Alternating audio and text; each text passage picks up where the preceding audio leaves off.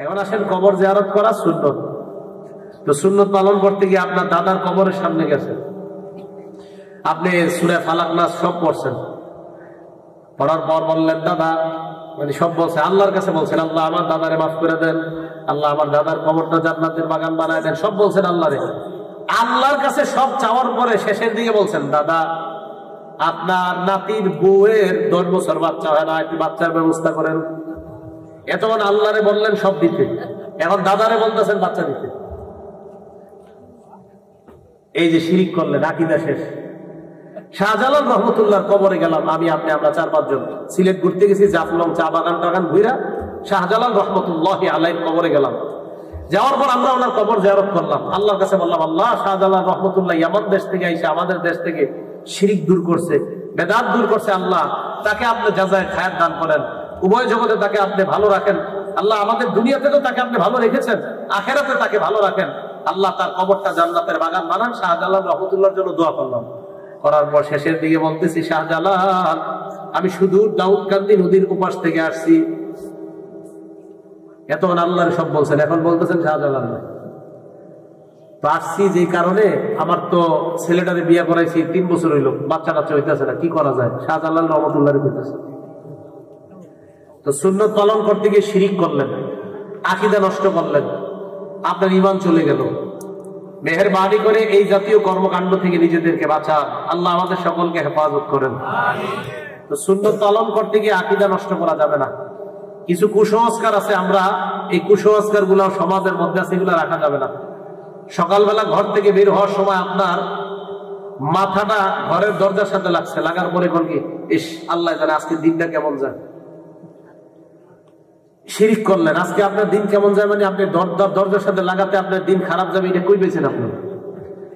দোকানে গেছেন, যাওয়ার পর দোকানদার দোকান খুলছে, ভাই তাড়াতাড়ি 1 কেজি পোলার চাউল দেন, মেহমান আসছে। দোকানদার মেহমান আসছে, এই পোলার চাউল দিছে, তো যিনি দৌড়ায় গেছে উনি মনে নাই পকেটে টাকা নিতে, বাইরে টাকাটা আনতে পারিনি, বাড়িতে দৌড় দিয়ে আনতেছে। এই যে তুমি কুফা লাগাইলা, সারাটা দিন কেমন যাবে? দোকানদার ভাই এই মাসাল আপনি কই পেলেন? এটা শিরিক, এটা শিরিক। আপনি আপনার দোকানে গজবটাই না আনলেন, আপনি এটা কই পাইলেন যে আপনার দোকানে প্রথমে বাকি খাইলে দোকানে সারাদিন কুফা যাবে? এটা আপনি কোথায় পাইলেন? এটা শিরিক, এটা জায়েজ নাই। এই কুসংস্কার গুলো আমাদের সমাজে আছে কিনা? ব্যবসা সুন্নত না বেদাত? আরে ব্যবসা সুন্নত না বেদাত? ব্যবসা করতে গিয়ে আকীদা নষ্ট করলেন। হ্যাঁ, আকীদা নষ্ট করা যাবে না। আল্লাহ আমাদের সকলকে বুঝে শুনে আমল করার তৌফিক দান করেন। এটা উদাহরণ দিলে বুঝবেন আপনারা। আবু দাউদ শরীফের হাদিস নাম্বার 3299 নাম্বার হাদিস। এক সাহাবা নবীজি সাল্লাল্লাহু আলাইহি সাল্লামের কাছে গেলেন, যাওয়ার পর বললেন ইয়া রাসূলুল্লাহ নাযারাত তুখদি আন তামশিয়া ইলা বাইতিল্লাহ। ইয়া রাসূলুল্লাহ আমার বোন মানত করেছে, আল্লাহর জন্য মানত করেছে, আমার বোন কাবা শরীফে হাঁটতে হাঁটতে যাবে, মানত করছে অনেক দূর, ওনার বাড়ি থেকে কাবা শরীফ অনেক দূর, মানত করছে আমার বোন হাঁটতে হাঁটতে সেখানে যাবে। আল্লাহ নবী বললেন তোমার বোন এই মানত কেন করছে? কয় সওয়াবের জন্য। মানত কেন করছে? সওয়াব, কাবা করে হাইটা যাবে, তো সওয়াবই তো নিয়ত, ঠিক না? নিয়ত তো ভালো। তো নবীজি বললেন বাহন আছে নিপা আছে, তো বাহন থাকতে এই উল্টা পাল্টা নিয়ত করতে গেছে তোমার বলবে। আপনারা যারা এই জায়গায় আছেন ট্রলার দিয়ে কি পারে যাওয়ার ব্যবস্থা আছে না? তাহলে আপনাদের একজন করলে আমি সাঁতার কেটে পারে যাবো, কেন আপনি কি দরকার আছে সাঁতার কেটে যাবেন? এত বড় একটা নদী, এই এটার বাগলামি নিয়ত। নিয়ত তখন হয়তো যদি ট্রলার না থাকতো, কিছু না থাকতো। তো আপনাদের এই জায়গার একজন নিয়ত করলেন সিলেট শাহজালাল রহমতুল্লাহর কবরের ওখানে যাবেন হাঁটতে হাঁটতে, কেন আপনি বাস নাই নাকি আপনার টাকা নাই? সব থাকার পরে এই যে মানত করছেন সওয়াবের নিয়তে, এটা বেদাত। সব থাকার পর সওয়াবের নিয়তে যে এই মানত করছেন, এটা বেদাত। সাহাবা বললেন ইয়া রাসূলুল্লাহ আমার বোন মানত করেছে, আল্লাহর ঘরে যাবে হাঁটতে হাঁটতে। আল্লাহ নবী বলেন তোমার বোন কি আর মানত করার জিনিস পায় না?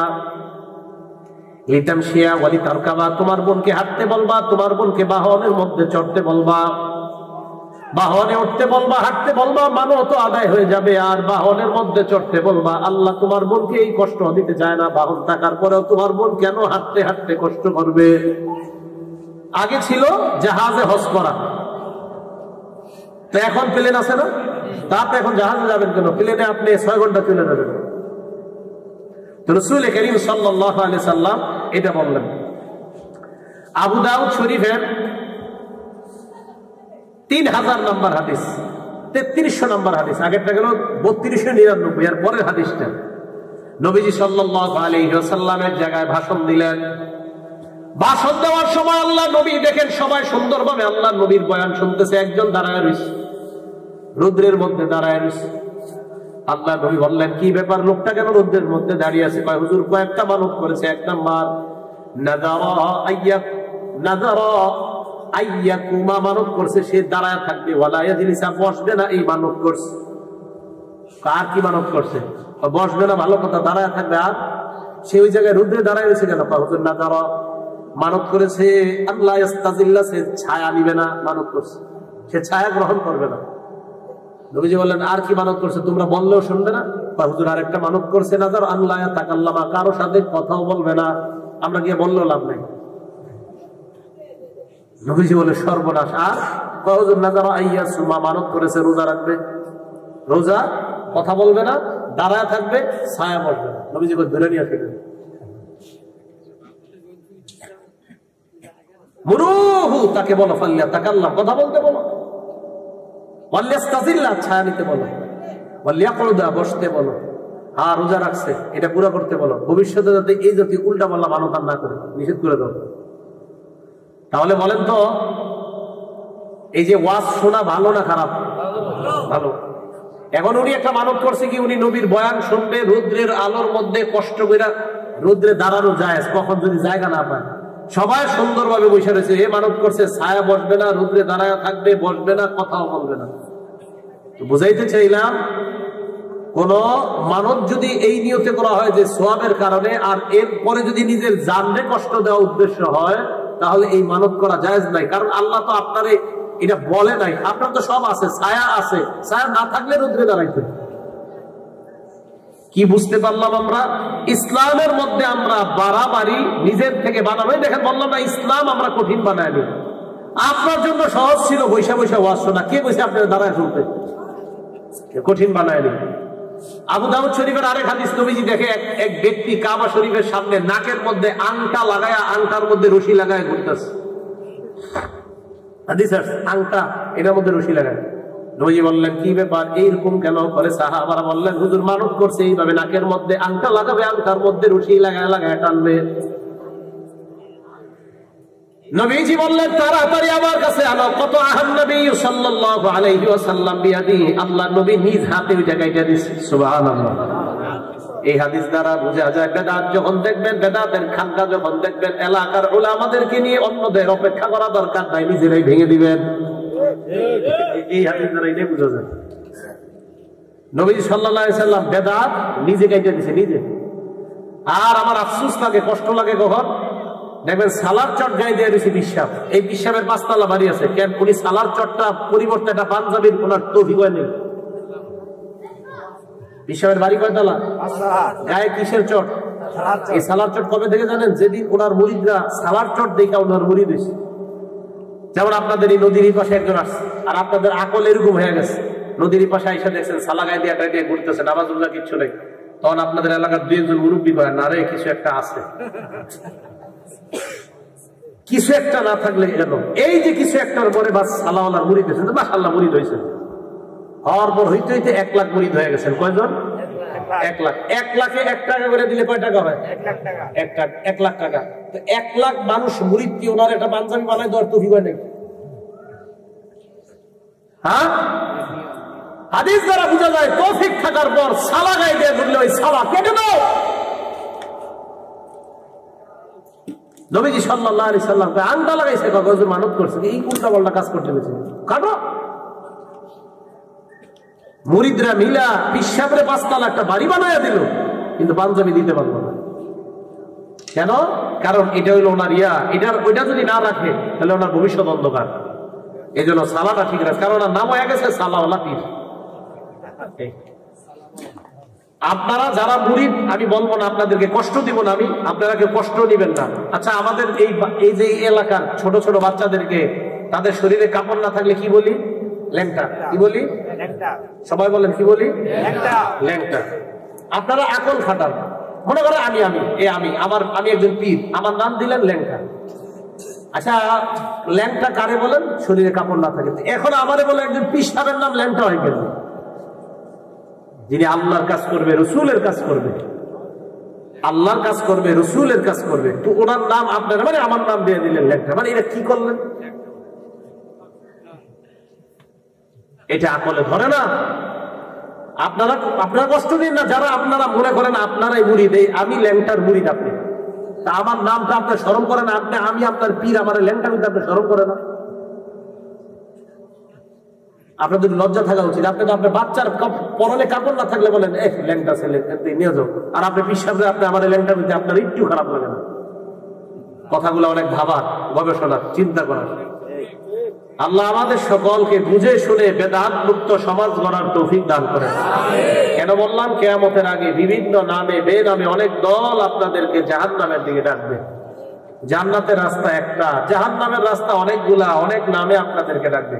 আল্লাহ আমাদেরকে সকলকে এই জাতীয় নামগুলা থেকে বেঁচে থাকার তৌফিক দান করেন। এর মধ্যে একটা নামের নাম আহলে কোরআন। আহলে কোরআন মানে শুধু কোরআন মানবে, হাদিস মানবে না। শুধু কি মানবে? কোরআন মানবে, হাদিস মানবে না। এরা আপনাকে দাওয়াত দিতে দিতে আপনাদের এলাকায় যারা ফেসবুক চালায় অলরেডি দাওয়াত পেয়ে গেছে। না আহলে কোরআন দাওয়াত পাওয়ার পর আহলে কোরআন ওই ব্যক্তিকে বুঝায় কোরআনের মধ্যে দেখো নামাজের কথা আছে কিনা। ব্যক্তি কোরআন খুইলা দেখে হ্যাঁ নামাজের কথা কোরআনে আছে, সুন্দর। এবার আহলে কোরআনের গুরু আপনাকে টোপ দিবে কোরআনে নামাজের কথা আছে, কিন্তু ফজরের নামাজ যে 2 রাকাত দেখো তো কোরআনে আসেনি। আপনি পুরা কোরআন খুঁজা দেখলেন, ফজর নামাজ যে ফরজ 2 রাকাত পুরা কোরআনের কোথাও লেখা নাই। তখন আপনি ভাবেন কি ঘটনা কি? জোহরের নামাজ 4 রাকাত পুরা কোরআনের 6236টা আয়াতের মধ্যে কোথাও আছে কিনা দেখো। কোরআন আয়াত কয়টা? না 6666টা, এটা ঠিক না। 6236 এটাই সঠিক। হ্যাঁ এটাই সঠিক। আজকে গুইনা দেখেন 6236 এটাই কোরআনের সঠিক আয়াত সংখ্যা। 666 আইসা গেছে আর কি, ছোটবেলা থেকে শুনতে শুনতে বড় হয়েছেন আপনারা। আমরা যাই করে ভুলে যাই 6236 এটাই সঠিক। বললাম না ভুলে ভরা আমাদের সমাজ। এখন আপনি পুরা কোরআন খুললেন, খোলার পর দেখলেন 4 রাকাত জোহর, আসর 4 রাকাত ফরজ, মাগরিব 3 রাকাত ফরজ, এশা 4 রাকাত ফরজ, কোরআনের কোথাও লেখা নেই। এবার আপনার গুরু ফেসবুকে আপনাকে বলবে তো কি বুঝলা? তখন বলবেন কি একটু ভাবতেছি আমি। ফেসবুকে পরের দিন আপনাকে বলবে কি কিছু তো বললা না, কি কোরআনে তো নামাজের কথা আছে কিন্তু কিভাবে নামাজ এটা তো কোরআনে নাই। তখন বলবে অতএব কি? অতএব যেহেতু কোরআনে নাই সুতরাং তুমি কোনোভাবে ধ্যান করলেই নামাজ হয়ে যাবে। ওরকম মসজিদে মুসল্লিদের সাথে গিয়ে এইভাবে রুকু করতে হবে, সেজদা করতে হবে, যুক্ত হবে তাদের সাথে, এটা যেহেতু নাই অতএব তোমার করা লাগবে। এই হলো আহলে কোরআন। নবীজি সাল্লাল্লাহু আলাইহি সাল্লাম তাদের ব্যাপারে কি বলছে? ইবনে মাজাহ হাদিস নাম্বার 12, নবীজি সাল্লাল্লাহু আলাইহি সাল্লাম বলেন ইউশিকুর রাজুলু মুত্তাকিয়ান, এমন একটা জামানা আসবে যে জামানায় মানুষ সিংহাসনের মধ্যে বসবে, বসার পর বলবে আমি বড় পণ্ডিত। এই মানুষটা বলবে আমাদের আর তোমাদের মাঝে কোরআন থাকতে আমার হাদিসের কি প্রয়োজন? তার সামনে হাদিস পেশ করার পর ওই ব্যক্তি বলবে বাইনানা ওয়া বাইনাকুম কিতাবুল্লাহ। ফেসবুকে আপনাকে দাওয়াত দিবে আমাদের মাঝে তোমাদের মাঝে বিধানকারী কোরআনের গ্রন্থের নাম হলো আল কোরআন। আপনিও বলবেন হ্যাঁ ঠিকই তো, আল কোরআনই তো একমাত্র বিধানদাতা, একমাত্র বিধান আছে কোরআনের মধ্যে। এই কথা বলার পর আল্লাহ নবী বলেন ওই ব্যক্তি তোমাদেরকে বলবে ফামা ওয়াজাদনা ফীহি মিন হারামিন হারামনা, কোরআনের মধ্যে যেটা হারাম পাইলাম এটাই হারাম। ওয়ামা ওয়াজাদনা ফীহি মিন হালালিন ইসতাহলালনা, কোরআনের মধ্যে যেটা হালাল পাইলাম সেটাই হালাল বলবে আপনাকে। আপনি বলবেন ঠিকই তো। আচ্ছা আমরা কোরআনের হারামকে হারাম মানি না, কোরআনের হালালকে হালাল মানি না? তো মানি তো আমরাও। তাদের উদ্দেশ্য কি দেখেন তো, কোরআনের হালাল কোরআনের হারাম থাকতে আবার অন্যটা কি দরকার? আমাদের নবী বলেন শোনো, আলা ওয়া ইন্নামা হারামা রাসূলুল্লাহ মিসলু মা হারামাল্লাহ, আমি নবী যেটাকে হারাম করিয়েছি আল্লাহর হারাম করার মতো হারাম হয়ে যায়। আমার হারাম এটা আল্লাহর হারামের মতো হারাম, আমার হালাল এটা আল্লাহর হালালের মতো হালাল। তাহলে আপনারা কি বুঝলেন? শুধু কি কোরআন মানবো না কোরআন সুন্নাহ দুইটা? এই জন্য নবীজি বললেন তারাকতু ফীকুম আমরাইন, আমি তোমাদের মাঝে 2টি জিনিস রেখে গেলাম। এক নাম্বার কিতাব আল্লাহ, 2 নাম্বার সুন্নাত রাসূল, 1 নাম্বার আল্লাহর কোরআন, 2 নাম্বার রাসূলের সুন্নাহ। লাম তাদিল্লু মা তামাসসাকতুম বিহিমা, যতক্ষণ তোমরা এই দুইটা আঁকড়ে ধরে থাকবা ততক্ষণ তোমরা পথভ্রষ্ট হবা না। কোরআন সুন্নাহ, বলেন কোরআন সুন্নাহ, কোরআন সুন্নাহ। হাদিস বলবেন না, বলেন কোরআন সুন্নাহ, কোরআন সুন্নাহ। হাদিস বললে কি, যদি শুধু কোরআন হাদিস বলেন তাহলে একটা ঝামেলা আছে। কি, নবীজি 11টা বিয়ে করছে, তো হাদিস মানলে আপনি 11টা বিয়ে করতে হবে। এই জন্য সুন্নাহ, সুন্নাহ মানে নবীজির যে হাদিসগুলো আমাদের জন্য পর্ব, আমরা নবীজির যে হাদিসগুলো আমরা পর্ব পালনও করব, এটার নাম সুন্নাহ। নবীজির যে হাদিস আমরা পর্ব পালনও করব, এটার নাম সুন্নাহ। আর নবীজির যে হাদিসগুলো শুধু আমরা পর্ব ছাত্রদেরকে পড়াবো কিন্তু আমরা পালন করতে পারবো না, এটার নাম সুন্নাহ না। সুন্নাহ মানে নবীর অনুসরণ করবো যেটা, এটা সুন্নাহ। আর হাদিস মানে যে হাদিসগুলা রাসূল করিম সাল্লাল্লাহু আলাইহি সাল্লামের কিছু হাদিস আছে যে হাদিসগুলো শুধু নবীর সাথেই খাস, এটা আমরা জীবনে আমল করতে পারবো না। যেমন 4টার বেশি বিয়ে এই উম্মত করতে পারবে না, অথচ নবীজি 11টা বিয়ে করছে, তো এটা নবীর জন্য খাস। কথা বুঝে আসছে সবার? তাহলে কিছু হাদিস আছে যেগুলো শুধু না, বলেন কোরআন সুন্নাহ। এখন রাসূল করিম সাল্লাল্লাহু আলাইহি সাল্লাম বললেন কোরআন মানতে হবে, সুন্নাহ মানতে হবে। তাহলে কোরআনে আছে তোমরা নামাজ পড়ো, সুন্নাহের মধ্যে আছে ফজরের নামাজ ফরজ 2 রাকাত, সুবহানাল্লাহ। কোরআনের মধ্যে আছে তোমরা নামাজ পড়ো, সুন্নাহের মধ্যে নবীজি ব্যাখ্যা করে দিয়েছেন যোহরের নামাজ ফরজ 4 রাকাত। কোরআনের মধ্যে আছে তোমরা নামাজ পড়ো, হাদিসের মাধ্যমে নবীজি ব্যাখ্যা করে দিয়েছেন আসরের নামাজ ফরজ 4 রাকাত। কোরআনে আছে তোমরা নামাজ পড়ো, হাদিসে নবীজি ব্যাখ্যা করে দিয়েছেন মাগরিবের নামাজ 3 রাকাত। কোরআনের মধ্যে আছে তোমরা নামাজ পড়ো, নবীজি হাদিসে ব্যাখ্যা করে দিয়েছেন এশারের নামাজ 4 রাকাত ফরজ। আল্লাহ কোরআনে বলে দিয়েছেন আকিমিস সালাতা তারাফাইন নাহার ওয়া যুলাফাম মিনাল লাইল, তোমরা দিবসের 2 অংশে নামাজ পড়ো এবং রাতের কিছু অংশে। নবীজি ব্যাখ্যা করে বুঝিয়ে দিলেন 2 অংশের নামাজ, ফজর থেকে মাগরিব পর্যন্ত, কেউ কেউ বলেন যোহর থেকে আসর পর্যন্ত। আবার রাতের কিছু অংশের নামাজ, তো কেউ বলেন 2 অংশের নামাজ, ফজর থেকে আসর, রাতের কিছু অংশের নামাজ মাগরিব আর এশা। তো রাসূল করিম সাল্লাল্লাহু আলাইহি সাল্লাম এর ব্যাখ্যা দিয়ে দিলেন রাতের নামাজ মাগরিব এশা, দিনের নামাজ ফজর যোহর আসর। তো এইভাবে কোরআন সুন্নাহ উভয়টা পালন করলে আমরা ইনশাআল্লাহ সফলকাম হব। এবং কোরআন সুন্নাহ পালন করতে গিয়ে আমাদের আকীদা কি করা যাবে না, নষ্ট করা যাবে না। বলেন তো আকীদা কি করা যাবে না, নষ্ট করা যাবে না। এই আকীদার মধ্যে একটা আকীদা সবাই মনে রাখবো, বলেন সুপারিশ, বলেন সুপারিশ, ক্ষমতা আল্লাহর পক্ষ থেকে। সুপারিশ করার ক্ষমতা কার পক্ষ থেকে? কোন নবী সুপারিশ করবে, ক্ষমতাটা দিবে কে? তাহলে নবী সুপারিশ করবে, উলামায়ে কেরাম সুপারিশ করবে, যারাই সুপারিশ করবে তাদেরকে সুপারিশ করার ক্ষমতাটা দিবে কে? এখন যদি আমি আপনাকে বলি তুই জীবনে 2 রাকাত নামাজ পড়, বাকিগুলো আমি দেখে নিব, কিয়ামতের মাঠে আমি তোর এটাই না জান্নাতে দেব। আরে আমি সুপারিশ করতে পারবো কিনা তো আমার জানা নাই। সুপারিশ করবে কে না, এটার ক্ষমতা দিবে কে? আল্লাহ। আল্লাহ। এই জায়গা আকীদাটা আমরা ঠিক করি। আল্লাহ বলেন ইয়াউমা ইয়াকুমুর রূহু ওয়াল মালাইকাতু সাফফা, সমস্ত আত্মাগুলা, রূহ জিবরিল ফেরেশতা, ফেরেশতারা সাফফা, সেদিন সবাই দাঁড়ায় থাকবে, সারিবদ্ধভাবে সবাই দাঁড়ায় থাকবে। এর আগে আল্লাহ বলেন রব্বিস সামাওয়াতি ওয়াল আরদি ওয়া মা বাইনাহুমার রহমান, আসমানের রব, জমিনের রব, আসমান জমিনের মাঝে রহমান তিনি আল্লাহ। লা ইয়ামলিকুনা মিনহু খিতাবা, মানুষ কেউ কথা বলার কোনো ক্ষমতা রাখবে না। জিবরিল আমিন ফেরেশতা, সমস্ত ফেরেশতারা কাতারের মধ্যে দাঁড়িয়ে থাকবে, সবাই চুপচাপ নিচের দিকে তাকায় থাকবে। লা ইয়াতাকাল্লামুন, কেউ কথা বলবে না, কেউ কথা বলবে না। ইল্লা মান আযিনা লাহুর রহমান, আল্লাহ যাকে অনুমতি না দেয় সে ছাড়া কেউ কথা বলতে পারবে না। তাহলে বলেন কিয়ামতের মাঠে কথা বলার অনুমতিটা দিবে কে? আল্লাহ। তাহলে আজকে থেকে আমরা বিশ্বাস এটাই রাখবো, নবী, ওলি, হাফেজ, উলামা যারাই সুপারিশ করবে ক্ষমতাটা দিবে আল্লাহ। তাহলে কিয়ামতের মাঠে একচ্ছত্র ক্ষমতার মালিক কে? আল্লাহ। আল্লাহ। দুনিয়াতে আল্লাহ, আখিরাতেও আল্লাহ। হ্যাঁ, কিন্তু দুনিয়াতে আল্লাহ কাউরে কাউরে ক্ষমতাটা দিছে। আল্লাহ দুনিয়াতে অনেকের ক্ষমতা দিছে, তাকে দিলাম, তাকে দিলাম, কিন্তু কিয়ামতের মাঠে আল্লাহ পাক রব্বুল আলামিন বলেন লিমানিল মুলকুল ইয়াউম, সেদিন রাজত্ব কার?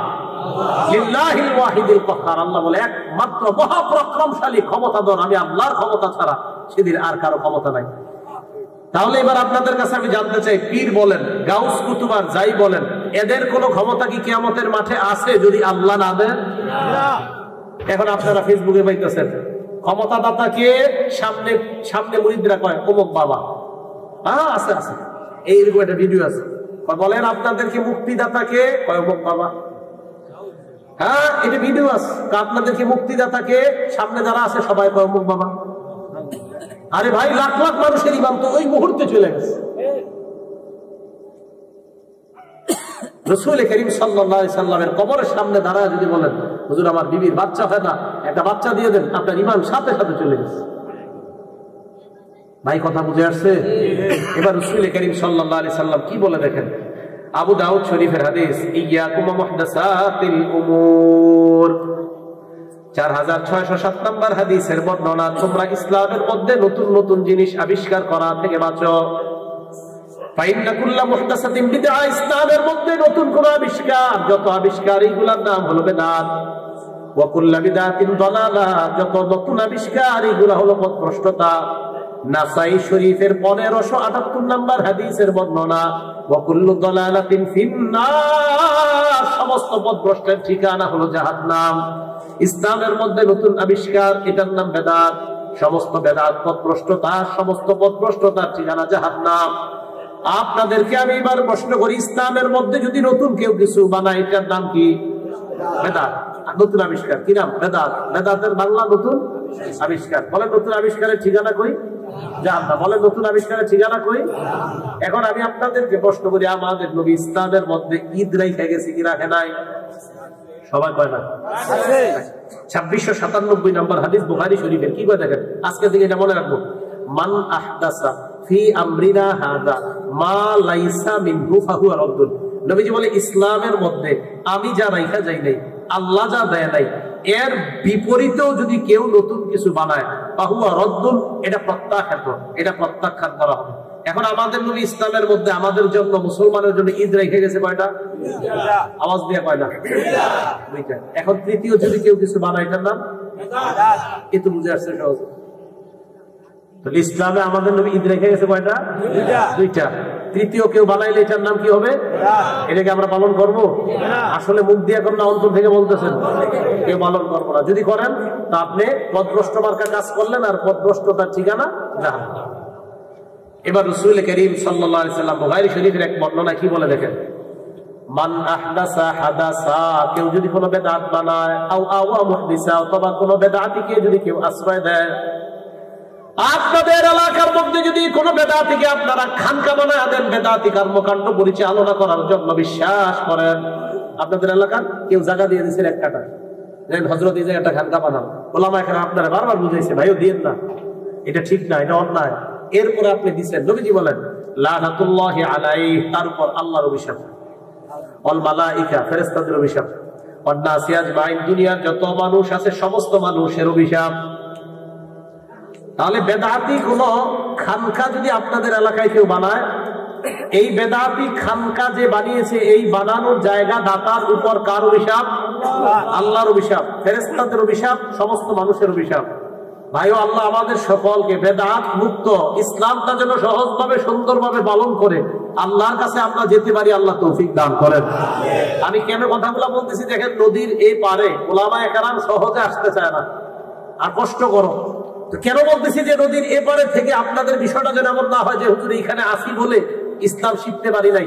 আপনাদের এলাকায় যথেষ্ট যোগ্য ওলামায়ে কেরাম আছে, আলেমরা আমাদেরকে কেন আনে? কারণ তাদের কথা আপনারা শুনতে চান না। এটা আপনাদের একটা অ্যালার্জি রোগ আছে, অথচ আপনাদের এলাকার ওলামায়ে কেরাম বুঝায়, তখন বুঝতে চান না। দূরের থেকে এটা বললে বুঝবেন না।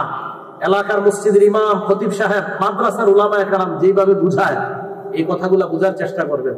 ওনারা বারবার বুঝাইতেছে এটা সঠিক না, এটা বেঠিক, এটা সঠিক, এটা ন্যায়, এটা অন্যায়, এগুলা মেনে নেওয়ার চেষ্টা করেন।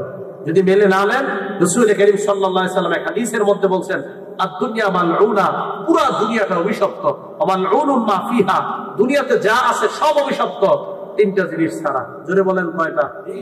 কয়টা জিনিস অভিশপ্ত না? ইল্লা যিকরুল্লাহ, আল্লাহর জিকির যারা করে তারা অভিশপ্ত না। দুই নাম্বার নামাজ জিকির, নামাজ ও জিকির। বলছে যারা, উনি বলছে যাক মাশাআল্লাহ, বলছে যারা নামাজ পড়ে নামাজও জিকির। নামাজ কি জিকির? মানে যত ভালো কাজ, জিকির যত ভালো কাজ। আল্লাহর জিকির করে 1 নাম্বার। এবার 2 নাম্বারটা কি বলবো? আলিমা, স্পেশাল ভাবে নবী বলেন আলেমরা অভিশপ্ত না। সুবহানাল্লাহ, আলেমরা অভিশপ্ত না। এই জন্য উলামায়ে কেরাম আপনাকে খারাপ পথ দেখাবে না। হ্যাঁ, আমি স্পষ্ট ভাবে বলে যাই, কওমি মাদ্রাসার সাথে সম্পৃক্ত উলামায়ে কেরাম আপনাদের এলাকায় যারা আছে, অথবা আহলুস সুন্নাত ওয়াল জামাতের সাথে সম্পৃক্ত উলামায়ে কেরাম যারা আছে, তাদের কথাগুলো আপনারা নেওয়ার চেষ্টা করবেন।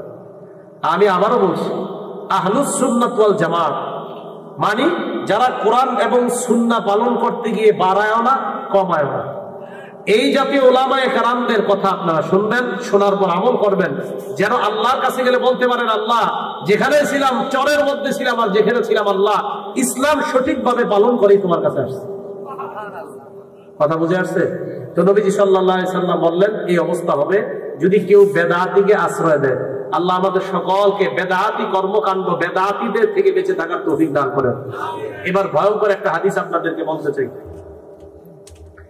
এই হাদিসটা কি?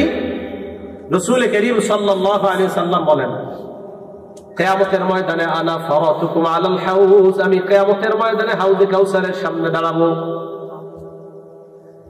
হাউজে কাউসারের সামনে দাঁড়িয়ে আমি অপেক্ষা করতে থাকবো পানি পান করানোর জন্য। আমি গ্লাস নিয়ে জগ নিয়ে দাঁড়িয়ে থাকবো পানি পান করানোর জন্য। আমার একদল উম্মত আমার সামনে আনা হবে, আনার পর আমি তাদেরকে পানি পান করাইতে গেলে সাথে সাথে তাদেরকে আমার সামনে থেকে টান মেরে নিয়ে যাওয়া হবে। আমি প্রশ্ন করব, আল্লাহ আসহাবি, আরেক বর্ণনায় উম্মতি, তারা তো আমার উম্মত। আল্লাহর পক্ষ থেকে জবাব দেওয়া হবে, ফাইন্নাকা লা তাদরি মা আহদাসু বা'দাক, আপনি জানেন না দুনিয়া থেকে আপনি বিদায় নেওয়ার পর তারা কি কি নতুন আবিষ্কার করছে ইসলামের মধ্যে, আপনার জানা নাই। নবীজি একটু আগে বললেন আমার উম্মত যেই মাত্র জানতে পারবে তারা আমার রেখে যাওয়া ইসলামের মধ্যে নতুন নতুন জিনিস বানাইছে, নবী তখন বলবে সুহকান সুহকান লিমান গায়্যারা দীনি, আমার ইসলাম আমার শরীয়ত পরিবর্তনকারী, আমার সামনে থেকে তুমি দূর হও, দূর হও। একটু আগে পানি পান করার জন্য পাগল ছিল নবী, যেই মাত্র জানবে যে বেদাতি, নবী বলবে সরো, এটাকে আমার সামনে থেকে দূর করো। এই বেদাত ইসলামে গ্রহণযোগ্য না। আজকে রাত্রটাকে আপনারা কি রাত মনে করতেছেন? মেরাজের রাত। এই একটা ভুল। এটা আপনাদের কি কইছে আজকে মেরাজের রাত? হ্যাঁ, এটা আপনাদের কি কইছে আজকে মেরাজের রাত? মুন্সিদা। আচ্ছা, আজকে মেরাজ এই জাতীয় বর্ণনা কেমনে যায় হিসাব করছে আল্লাহ জানে, এর কোনো ভিত্তি নেই। রজব মাসে মেরাজ হয়েছে এই যে আজকে 27 রাতে, এর কোনো ভিত্তি নেই। এরপরে আজকে রাতে আপনারা নামাজ পড়ছেন নি? কয় রাকাত? হ্যাঁ, এসা তো পড়ছেন, আর পড়ছেন নি কিছু? 12 রাকাত পড়েন নাই? আচ্ছা আচ্ছা, শবে মেরাজের কোনো নামাজ নেই, শবে মেরাজের কোনো রোজা নেই, মেরাজের কোনো নামাজ নাই, মেরাজের কোনো রোজা নেই, কিচ্ছু নাই। মানে আমি যে বললাম না সহজ, তার একটু কঠিন বানাইবেন এখন যে না এটা তো কিছু একটা দরকার। মানে কি দরকার আপনার? দরকার মানে ওই যে কিছু টাকা টুকা তুইলা জিলাপি খাবেন, এই তো। এটা করবেন না। আজকে মেরাজ এর কোন সহি নির্ভরযোগ্য কোন প্রমাণ নাই। হ্যাঁ, রাসূল করিম সাল্লাল্লাহু আলাইহি সাল্লাম মেরাজে গিয়েছে, এই কথা তো সত্য। মুসলিম শরীফের 300 নম্বর হাদিস, লম্বা হাদিসের মধ্যে আছে রাসূল করিম সাল্লাল্লাহু আলাইহি সাল্লাম উনি মক্কা থেকে বাইতুল মুকাদ্দাস পর্যন্ত গিয়েছেন। সেখান থেকে রাসূল করিম সাল্লাল্লাহু আলাইহি সাল্লাম ঊর্ধ্ব আকাশে সিদরাতুল মুনতাহা পর্যন্ত ভ্রমণ করেছেন। এগুলো তো সত্য কথা। বাকি যাইতে যাইতে জিবরিল আমিন হঠাৎ নবীর থেকে আলাদা হয়ে গেছে, এই কথা যে করতে গেছে আমি জানি। হ্যাঁ, এক জায়গায় গিয়ে কয় না, দেখবেন বয়ানে, আমি জানি আমাদের দেশে বিখ্যাত কোনো বয়ানে এরকম পাওয়া যায়। এরপর জিবরিল আমিন বলে আমার আর যাওয়ার সুযোগ নাই, কইতাছে সুর দিয়া, মানুষ কাঁদতেছে। এটা আপনি কই পেলেন এই কথাটা? জিবরিল আমিন বলছে যে আমার সুযোগ নাই, নবীর সুযোগ আছে, এটা কই আছে? এটা একটা ফার্সি শেরের মধ্যে আছে, ফার্সি একটা শের, আর কোথাও নাই কথা। হ্যাঁ, তো যদি এরকম পান কোরআন সুন্নাহর কোথাও আছে যে জিবরিল আমিন আলাদা হয়ে যাওয়ার রেওয়ায়াত, হুজুরের কাছে আমার ফোন নাম্বার আছে, আমার একটু জানাই দেন, আমি খুব খুঁজতেছি এই দলিলটা। হ্যাঁ, এটা আসার দলিল কই আছে? জিবরিল আমিন হুজুরের এই গায়ে বসে, এই প্রমাণ কই আছে? না না, আচ্ছা যাই হোক, আমি বুঝাইতে চাইলাম আর কতদিন এই ভুলে ভরা জীবনে থাকবেন। মেরাজ হয়েছে নবীজি সাল্লাল্লাহু আলাইহি সাল্লাম ঊর্ধ্ব আকাশে গিয়েছেন, আল্লাহর পক্ষ থেকে 50 ওয়াক্ত নামাজ নিয়ে আসছে। এটাও বুখারীর বর্ণনা আছে, মুসলিমের বর্ণনা। মুসলিম শরীফের 300 নম্বর হাদিস, বুখারী শরীফের 349 349 নম্বর হাদিস। মুসা নবী কয় কি আনছেন? তো এই কথাগুলো আলোচনা করতে পারে না, মানে দেখবেন সুন্দর সুন্দর কথাগুলো থুইয়া এমন এমন কথাগুলো মেরাজের রাতে আমরা শুনতে চাই যেগুলো শুনলে না। যেমন আপনারা এরকম শুনছেন কিনা 27 বছরের একটা ঘটনা, হ্যাঁ, এক বেটা তার বিবিরে দেখছে যে মাছ কুটতেছে, মাছ খায় যে কইতেছে শুনছে। উনি গিয়ে গোসল করছে, গোসল করার পর ডুব দিয়ে দেখে উনি মেয়ে হয়ে গেছে। মেয়ে হওয়ার পর বিয়ে হওয়ার পর ওনার 3টা সন্তান, 3 মেয়ে হয়েছে 2 ছেলে হয়েছে, মোট কয়জন? আবার উনি ডুবতেছে, ডুব দেওয়ার পর আবার ছেলে হয়ে গেছে। আসার পর দেখে ওনার বিবি তখনও মাছ কুটতেছে। কি রে তুই মাছ কুটস? কমানি আমি তো মাছই কুটি। তুমি নাকি নবীর মেরাজে অস্বীকার করছো শুনলাম। হ্যাঁ 27 বছর আমি ঘর সংসার করে এলাম, তুই এখনো মাছই কুটস? এই ঘটনা আমি ক্যাসেটে শুনছি, অনেক জায়গায় শুনছি। এটা কোনো জাল কিতাবেও লেখা নেই, সহি কিতাব তো দূরের, কোন জাল কিতাবেও লেখা নেই। এটা যে কোথেকে গেল আল্লাহ। তো ভাই যেটা বলতেছিলাম, জান্নাতে যাওয়া সহজ, এটারে কঠিন বানায় না। জান্নাতে যাওয়া সহজ, এটাকে কি বানাবো না, কঠিন বানাবো না। আল্লাহ আমাদের সকলকে হেফাজত করেন। এবার একটা কথা শোনেন, বুখারী শরীফের হাদিস নাম্বার 5590 নাম্বার হাদিস। রাসূল করিম সাল্লাল্লাহু আলাইহি সাল্লাম বলেন, লা কুনান্না মিন উম্মতি আকওয়াম, আমার উম্মতের মাঝে এমন একটা দলের আবির্ভাব হবে, ইস্তাহিল্লুনাল হিররা, যারা ব্যভিচার করাকে হালাল মনে করবে, জিনা করাকে যারা হালাল মনে করবে। জিনা করা হালাল, নাউজুবিল্লাহ বলেন। আসলে কি আমরা হালাল মনে করি সবাই? কিন্তু করেন অনেকে, দলিল দিলে বুঝবেন।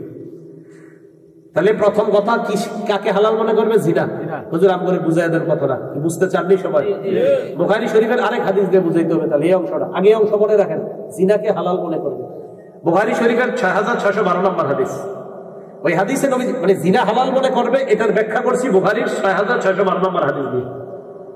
قال رسول الله صلى الله عليه وسلم, আল্লাহ নবী বলেন, ইন্নাল্লাহা কাতাবা আলা ইবনি আদম হাজ্জাহু মিনাজ জিনা, আল্লাহ পাক রব্বুল আলামিন আদম সন্তানকে জিনা দ্বারা পরীক্ষা করবে। জিনা দ্বারা আমাকে, আপনাকে, আমাদের সকলকে, আলেম আওয়াম সবাইকে পরীক্ষা করবে। নবীজি বললেন সবাইকে করবে। আদরাকাহু লা মুহালাতা, এই পরীক্ষার সম্মুখীন সবাই হবেন, আমি হব, আপনি হব, সবাই হব। এখন নবীজি বলেন, জিনাল আইনি আন-নাস, চোখের জিনা হলো দেখা। চোখের জিনা কি? দেখা। চোখের জিনা কি? দেখা। দেখা। যার দিকে দেখা হারাম সেই দিকে তাকানো চোখের জিনা। ওয়া জিনা লিসান আল মানতিক, জবানের জিনা হলো কথা বলা। জবানের জিনা কি বলা? কথা বলা। আপনাদের এলাকার এক যুবক রাতের পর রাত, ঘন্টার পর ঘন্টা একটা মেয়ের সাথে অবৈধভাবে তার সম্পর্ক, কথা বলতেছে, এই যে মুখের জিনা, তাহলে এই জিনাটাকে সে হালাল মনে করতেছে। এই যে হালাল, এই যে হালাল না, সারাত কথা কিভাবে? নবীজি বললেন, আমার উম্মতের একদল জিনাকে হালাল, এই যে হালাল, সে তো মনে করতেছে আমি তো মাশাআল্লাহ তার জন্য পাগল হয়ে গেছে, আমি যে কোনো মধ্যে ফাঁসি দিয়ে দিতে পারি। তার জন্য কি হয়ে যেতে পারে? ফাঁসি। মাঝে মাঝে ইমাম সাহেবের প্রশ্ন করবো, হুজুর আমি একটা মেয়ের সাথে রিলেশন আছে, রিলেশন পায়, সম্পর্ক পায় না, রিলেশন আছে, তো আমি যদি তার সাথে ফজর পর্যন্ত কথা কই, এই নিয়তে যে 2 জন ফজর করে ঘুমাবো, কি নেক্সট রুতের প্রেম? না জায়েজ, বলেন হারাম। এটা কি হারাম? তাহলে চোখের জিনা, এই যে কেউ চোখ দিয়ে একটা মেয়ের দিকে তাকাইলো, খুব মনে রাখবেন, সূরা নূর, এই সূরা নূরের 30 নম্বর আয়াতে আল্লাহ বলেন, কুল্লিল মুমিনিনা ইয়াগুদ্দু মিন আবসারিহিম, নবী আপনি ইমানদারকে বলেন তারা যেন নজর নিচে রাখে। আচ্ছা আপনি নিচে রাখলেন, তো শয়তান আপনাকে বারবার উপরে উঠায়, তাকাও তাকাও। তো একটা যুবক, সে কিছু মনে করতেছে না, বাস একটা মেয়ে হাইটে যাচ্ছে, তার দিকে তাকিয়ে আছে। তো রাসূল কারীম সাল্লাল্লাহু আলাইহি সাল্লাম বলেন, আল মারআতু ইযা খারাজাত, কোন মহিলা যখন ঘর থেকে বের হয়, ইস্তাশরাফাহা শায়তান, শয়তান তার দিকে এইভাবে উকি মেরে তাকায়। এটার ব্যাখ্যা মুহাদ্দিসিনে কেরাম বলছেন, আমরা 3 জন একসাথে আছি, শয়তান আমাদের মুখ মাথাগুলা সবগুলা মাথা একসাথে ওই নারীর দিকে এইভাবে তাকানোর জন্য উদ্বুদ্ধ করে। এটা কিভাবে? এক বন্ধুর মাথায় এসে শয়তান ছোঁয়ার হয়, এই একজন তো হাইটা যাইতেছে, দেখ, তো ওই বন্ধু দেখে সাথে আসার 4 জন, তখন কিরে দোস্ত জিনাল আইনি আন-নাজ, চোখের জিনা হলো দৃষ্টি দেওয়া, দেখা। এই যে জিনাকে হালাল মনে করছেন, এই যে তাকিয়ে আছেন আপনি। অজিনাল লিসান আল মানতিক, যুবক ভাইয়েরা গুনাহ করবেন না। আর কত কত গুনাহ করলে বলেন আপনার শান্তি হবে? আপনি এখন মারা যাবেন, কালকে একদিন হয়ে যাবে আপনার, বলেন আর কত গুনাহ? আজকে মারা যাবেন তো কালকে একদিন, নিঃসন্দেহে কালকে একদিন। আপনার মোবাইলে যাদের সাথে আপনি গুনাহ করেছেন, মোবাইল তো এগুলো ডিলিটও করতে পারেন নাই, ডিলিট করার আগে আপনি মারা গিয়েছেন, আপনার আত্মীয় স্বজন দেখবে আপনি কতটা গুনাহের মধ্যে লিপ্ত ছিলেন। সারা দুনিয়া আপনার মোবাইলে সাক্ষী হয়ে যাবে যে এই ছেলেটাকে এত ভালো মনে করতাম, সে তো এই। বুখারী শরীফের 6612 নম্বর হাদিস, নবীজি বলেন জিনাল আইন আর নজ। হাদিসটা দেখেন কি সুন্দর করে নবীজি বলছেন, চোখের জিনা দেখা, মুখের জিনা কথা বলা। দেখেন এবার নবী কি বলেন, আপনি দেখলেন, দেখার পর বাসায় আসলেন, বাসার পর এবার হয়তো দেখছেন না হয় কথা বলছেন, কথা বলতে বলতে একটা মেয়ের সাথে এবার নবী বলেন নাফসু তামান্না ওয়া তাশতাহি, মন তখন তাকে কল্পনা করতে থাকে। এই নবীজির কথা কি মিথ্যা নাকি নাউজুবিল্লাহ? নবীজি বললেন দেখার পর কথা বলার পর এবার মন তাকে কল্পনা করতে থাকে। নবীজি বলেন করতে করতে ওয়াল ফারজু ইউসাদ্দিকুহু যালিকা, এক পর্যায়ে লজ্জাস্থান সেটাকে সত্যায়ন করে, বলেন নাউজুবিল্লাহ। তো নবীজি বললেন বুখারী শরীফের 5590 নম্বর হাদিস, আমার উম্মতের একদম 1 নাম্বার জিনাকে হালাল মনে করবে, 2 নাম্বার আল হারিরা, রেশমের পোশাককে হালাল মনে করবে। ঈদের সময় যুবক ভাইয়েরা পাঞ্জাবি কিনতে সাবধান, আপনার পাঞ্জাবিটা যেন রেশমের সুতার না হয়, খুব সাবধান। সিল্ক, সিল্ক আছে না, সিল্ক কিনতে সাবধান। সিল্ক, অনেক সিল্ক গুলার মধ্যে রেশম ঢুকাইয়া দেয়, অনেক সিল্কের মধ্যে রেশম ঢুকাইয়া দেয়। তো এটা যেন আপনার এই জাহান্নামী পোশাক যেন দুনিয়াতে আপনারা কেউ না পড়ায়। এ হলো 2। 3 নাম্বার ওয়াল খামর, মদ পানকে মানুষ হালাল মনে করবে। 4 নাম্বার ওয়াল মাআজিফ, বাদ্যযন্ত্র ঢোল তবলাকে মানুষ হালাল মনে করবে। শরীয়তের কথা বইলা এই পাশে একদল বাউল বসবে, এই পাশে একদল বসবে, নাম দিবে পালা গান। উনি বুখারী শরীফের হাদিস দিয়া গান গাবে, উনি মুসলিম শরীফের হাদিস দিয়া গানের জবাব দিবে। হ্যাঁ, নবীজি বলছেন আল মাআজিফ, বাদ্যযন্ত্রকে হালাল। এই যে শরীয়তের কইবে কোন মৌলবী বলছে বাদ্যযন্ত্র হারাম? আমার নবী কয় এরা যে হালাল বলবে বাদ্যযন্ত্রকে, নবী বুখারীর হাদিসে বলে দিয়েছে। তা আপনাদেরকে যদি কেউ বলে কোন মৌলবী বলছে বাদ্যযন্ত্র হারাম, আপনারা বলবেন আমাদের নবীজি বলছে, তোমাদের মতো একদল বলবা বাদ্যযন্ত্র হালাল। কি কথা বুঝা যায়? যে আমাদের নবীজি বুখারী শরীফের 5590 নম্বর হাদিস এটা বলে দিচ্ছে। তো বুঝাইতে চাইলাম আমাদের সমাজের আমরা এই বাদ্যযন্ত্র মুক্ত, বেদাত মুক্ত, শিরিক মুক্ত, কুসংস্কার মুক্ত, কি বলেন এই যে কিচর বাহের চর একটা সমাজ কি গড়ার প্রত্যয় ব্যক্ত করা যায় না ইনশাআল্লাহ? যেখানে কোনো শিরিক থাকবে না, কুসংস্কার থাকবে না, কোনো বেদাত থাকবে না। আল্লাহ আমাদের সকলকে কুসংস্কার মুক্ত, বেদাত মুক্ত আমরা একটা সমাজ যেন গড়তে পারি, এবং ইসলাম পরিপূর্ণভাবে পালন করে আমরা যেন কবরে যেতে পারি। আল্লাহ তৌফিক দান করেন, আল্লাহ তৌফিক দান করেন। আপনাদের কাছে আমার করজোরে আপনার জান্নাতে যাওয়া একদম সহজ। সল্লু খামসাকুম, 5 ওয়াক্ত নামাজ পড়েন, সুমু শাহরাকুম, রমজানের রোজা রাখেন, ফামুতু ওয়াদখুলু জান্নাতা রাব্বিকুম, মরেন আর জান্নাতে যান, মরেন আর জান্নাতে প্রবেশ করেন, মৃত্যুবরণ করেন, জান্নাতে প্রবেশ করেন। এই জান্নাতে যাওয়াটা আপনারা কঠিন বানায় নিয়েন না। লাল লাগবে, নীল লাগবে, অমুক লাগবে, রং লাগবে, এইগুলা কইরা বাড়াবাড়ি করেন না ইসলামটাকে আপনারা। হ্যাঁ, আপনাদের এই প্যান্ডেল দেখে আমার ভালো লাগছে একটা কারণে, আশেপাশে কোনো রং ঢং দেন নাই। আমি ভাবছিলাম চর অঞ্চলের এই প্যান্ডেল কোনো রং ঢং হতেও পারে, আল্লাহ বাঁচাইছে যে রং ঢং হয় না। রং কি দরকার, রং ঢং তো কোনো দরকার নেই। এই যে প্যান্ডেলটা করছেন এটা সহজ হয়েছে না? আপনারা ইচ্ছা করে কি করলেন, এইদিকে কতগুলো ফুল, আরে ওর তো জবান থাকলে বলতো ভাই আমি কষ্টে আছি। এখন আপনারা আমি এলে বসলাম, দেখবেন বক্তার সামনে এই পর্যন্ত ফুল, এদিক দিয়ে এই পর্যন্ত ফুল, ফুলের ইয়াতে বক্তা খুঁজে পাওয়া যায় না। আপনার কি দরকার আছে এতগুলা করার? কোনো দরকার নেই। ইসলামের মধ্যে বাড়াবাড়ি করে ইসলামটা কঠিন বানায় দিয়েন না, সহজ ভাবে যেন আমরা জান্নাতে যাইতে পারি। আমি আপনাদের সকলের সাথে জান্নাতে যেন দেখা করতে পারি, আল্লাহ তৌফিক দান করেন। আমরা সবাই যেন একসাথে জান্নাতে আবার এমন একটা আলোচনার বৈঠক আমরা গল্প করতে পারি জান্নাতে, আল্লাহ তৌফিক দান করেন। তাহলে উলামায়ে কেরামের পরামর্শ নিয়ে চলবেন তো ইনশাআল্লাহ, আল্লাহ তৌফিক দান করেন। আমিন ওয়া আখিরু দাওয়ানা আলহামদুলিল্লাহি রাব্বিল আলামিন।